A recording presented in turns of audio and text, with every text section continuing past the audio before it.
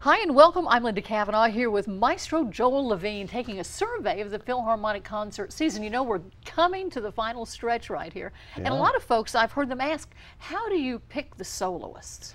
Well, first of all, we want the world's greatest soloists, and we have a list.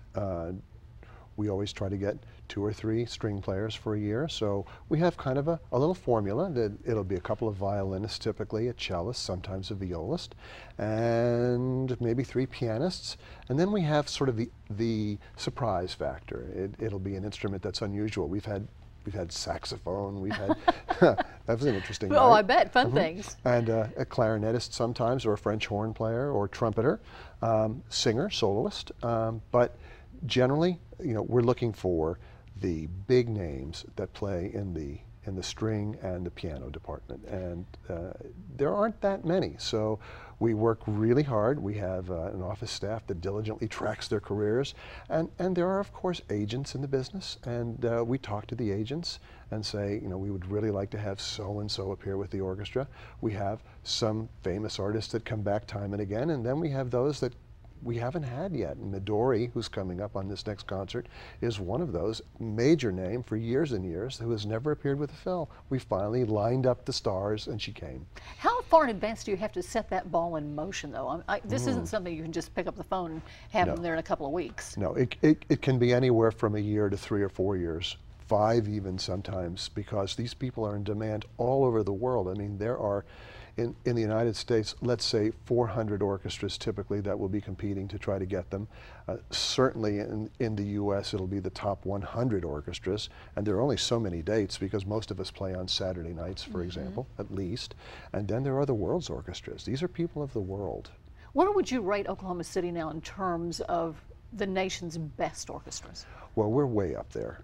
The orchestra plays beautifully, and it's hard to say. You know, there used to be in the country, there used to be a top 5 and a top 10, but that kind of has broken down now because there are so many good musicians, so many, populating the orchestras, and over the years the standard keeps rising and rising, that there really isn't a ranking anymore. On any given night, many of the orchestras in the country could be the best orchestra.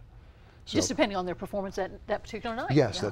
that's right, and we're way up there. I mean, I'm not going to say that we're the New York Philharmonic, but we do play darn well. You know, and the folks that are in our orchestra, are they drawn to Oklahoma City? Are they Oklahoma City natives for the most part, or is it a mix? It is a mix.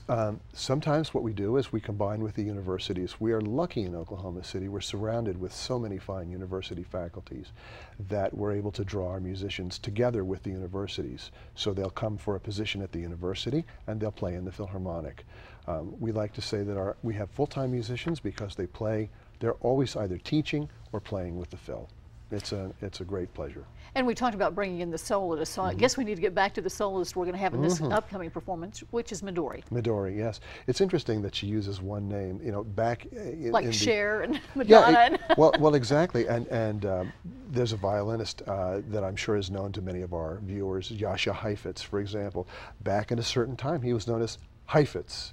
And that was it. So he never even used his first name, Jascha. Anyway, Midori is one of the truly, truly great violinists. And she's going to be playing the Mendelssohn Violin Concerto, which I think may be the most beautiful of them all. In what respect? What makes it stand out? Its melodies are so appealing. You know, it is just the epitome of beauty. It is Venus as in music.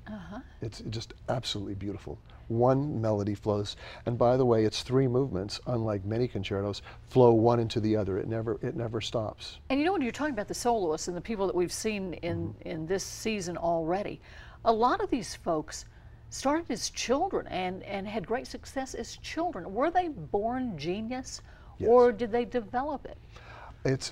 I think that you have an She was affinity. 11, for instance, Midori. Yes, and you have an affinity for an instrument. You know, I think it's luck if you find it sometimes. Sometimes you're lucky you're born into a musical family and they promote you. And they recognize it. And sometimes it's not the case. Sometimes you'll find a great genius soloist. No one else in their family plays a musical instrument, and they don't know where it comes from. It's a mystery. So there's a little bit of that, and that's what kind of makes it fun, is the mystery of how they became the genius on this instrument. Midori was it came very early. And when she was 11 and started playing, can you give people any idea of how much time they sit with their instrument practicing before they reach the levels that we see them perform in Oklahoma City? Oh, it's hours and hours. People would have no idea what the dedication is. 5, 6 hours a day. You just never put it down. It becomes a part of you, it's just something that you have to do. You're compelled to do. Most of the great artists don't have to be forced to practice. I mean, I hated to play the piano. I hated to practice. I did. I mean, my mother was always saying, "Would you practice? You haven't practiced your 2 hours yet." And it's one of the reasons why I'm not a concert pianist. But Midori, I can guarantee you, she and her fiddle are never very far apart. You know, and as we watch her during this performance, it's important to know that she really has set an example for young performers, because she has a wonderful mixture of genius and talent, and yet she cares a great deal about using music to change lives. Well, she's a UN ambassador. Yeah. They appointed her.